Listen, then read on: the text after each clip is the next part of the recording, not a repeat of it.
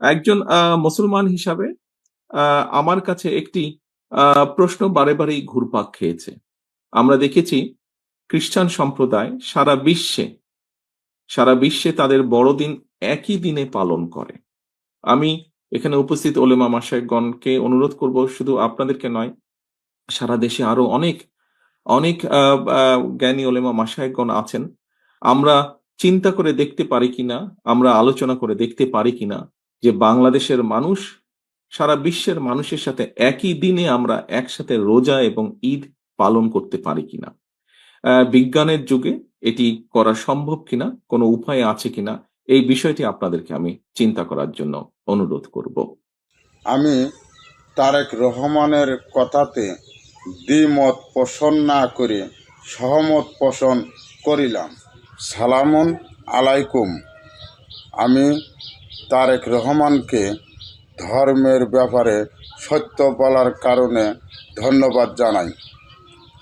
সেই সুবাদে আমি বলতে চাই যে আমাদের সৃষ্টিকর্তা একজনই, আমাদের নবী হযরত মুহাম্মদ সাল্লাল্লাহু আলাইহি সাল্লাম একজনই, আমাদের জীবন বিধান আল কোরআন মাত্র একটি, এবং যে চন্দ্র দেখে আমরা রোজা ও ঈদ পালন করি সেই চন্দ্র একটি, এবং আমরা যে শুক্রবারে জুমার নামাজ আদায় করি সেই শুক্রবার সৌদি আরব ও বাংলাদেশ একই দিনে হয়।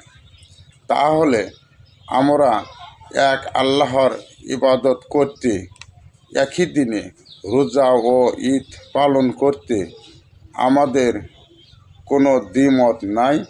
তাই দেশের সকল মুমিন মুসলমানদের প্রতি আমার অনুরোধ রইল যেন আমরা একই আল্লাহর ইবাদত, একই রাসূলের ইবাদত, একই আল কোরআন মেনে একই দিনে রোজা ও ঈদ পালন করার চেষ্টা করব।